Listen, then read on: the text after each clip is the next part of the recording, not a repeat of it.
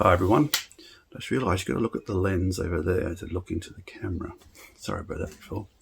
So this week I completed nearly 99% of the exhaust system. Now my philosophy of this build is to make it cheap but solid and reliable, plus also has to be engineered. So I think that using the stock exhaust system should pass emissions, and I think it should work the way I've set it up, hopefully. Anyone's input is greatly welcome. As you can see behind me, I've been doing roadkill style lists. So it's all done.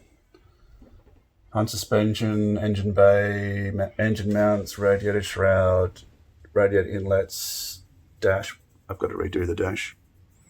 Turbo manifold, drive shaft, boot lid rust, and fabricated exhaust system. Now the next window, I probably can't even see that. So I've got to do turbo oil feed lines, turbo water lines, mount intercooler piping, accelerator mount, radiator, plumbing, cooler, wiring harness, fuel tank, fuel pump, fuel lines. Oh, and should be up at the top is the BF intake. I bought most of those parts, so it's a matter of getting them to fit. And then that's just to get it running and to get it driving. We've got to get the gear selector connected because that's going totally different position from the original car, and it's a lot longer, so I've got to make a connector somehow. Gear selector surrounds, we've got to finish that. I removed all the brake lines when I cleaned out the engine bay, so I've got to reinstall those. We have to remake them.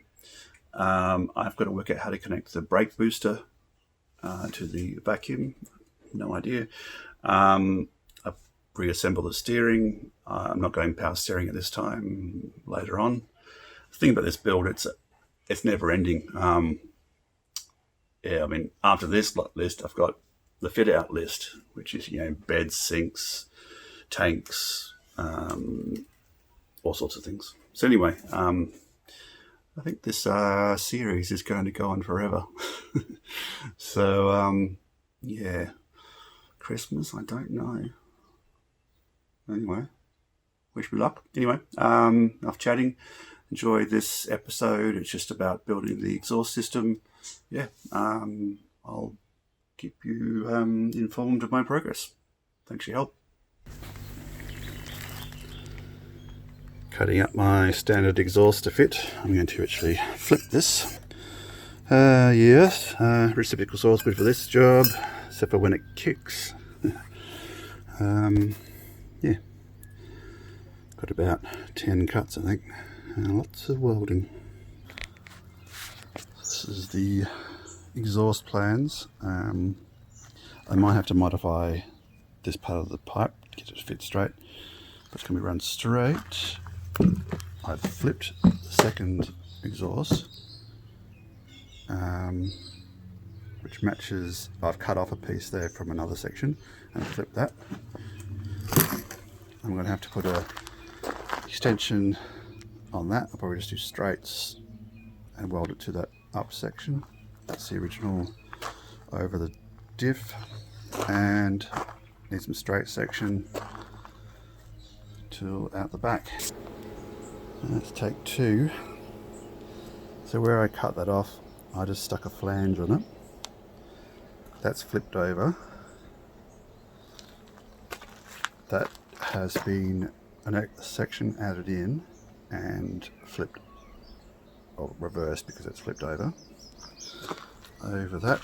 Now I might have to shorten it here, we'll see.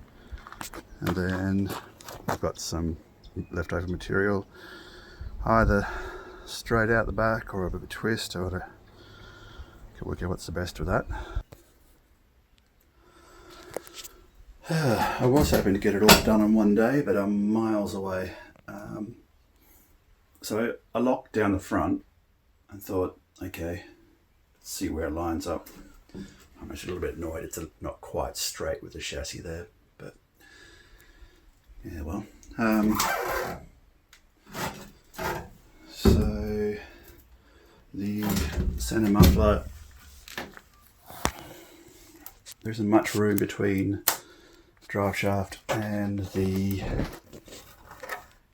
rear springs, so I've moved it. I shortened. I can't show you anything.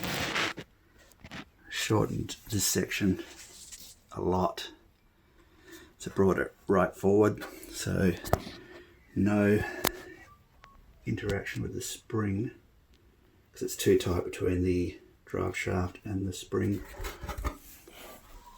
And then the really tricky bit. See, it's a very narrow chassis and it's got the shock absorbers. There's very little room between the shock absorbers and the stopper on the springs. You can have a straight pipe through there, I guess, a small one, but not double pipes. So yeah, I've had to do lots of messing around. So I've made a little extension on that double so that they both position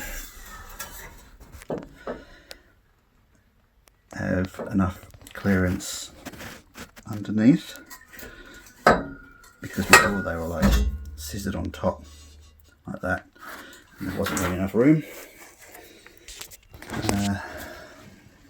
Have fun welding up some of the holes I blew through. I had to extend that section because I cut the other section short. So that will go up, over, down. So I might have it going down the chassis rail, inside and straight out the back. Welding took forever, plus all the grinding that I needed to do. Should be good.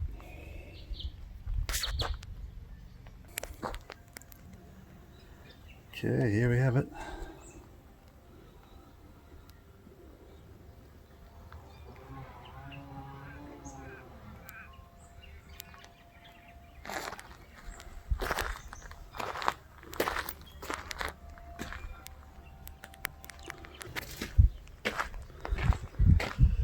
Bit of the old flame proof. I didn't touch the actual mufflers, but the old painting hoist. Excuse the neighbour's mower. So this last bend is too sharp. I'm out about 3 degrees, 5 degrees. So yeah, I'll have to cut that off and do that again. Nothing like a fresh new blade to make light work of the adjustment.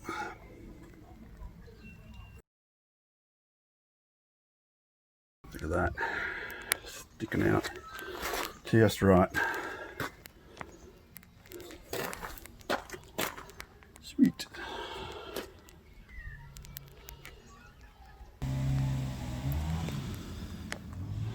So it's a pretty tight squeeze through there. So I've got about 3 inches travel, I guess, of the diff, which is about what the stopper over there does. Make it a bit less. And so that's not fully seated, that comes back another inch. So there's a good inch gap there.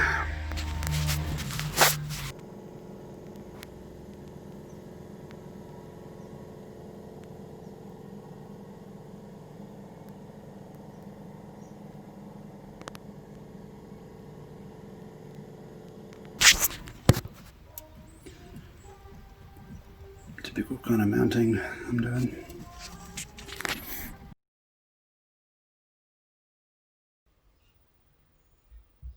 One thing I didn't explain, I didn't want it running through the center because I might use the wheel storage area, which is just there in the middle. I didn't want it running down that side because there's an intake, either petrol or water. It was originally petrol, I think, in the original build of the bus, but there's a fuel cap on that side, and so there's a good place for a tank of sorts there. That's why I've gone diagonally across the chassis to that side. I had a day taking off the gas intake manifold. It's actually quite difficult. A few tricky bolts, especially while it was in place. I had to split it to get it past the top edge there. So I've got the BF petrol one ready to mount on, and a new gasket because the intake gasket got destroyed. Yeah, that's about all to report at this end. I've got the new inlets that are all TIG welded on by a local guy. He's really good. Yeah, so some cooler FG bits. We'll see if it works. I could definitely use the cooler to know about the rest. See how we go. I'm going to work out the intercooler position. I think that's actually upside down for the forward, but I think it might work well that way for this application. Gotta make some mounts for it. Yeah, lots of work to do. Got a new tool and a new friend.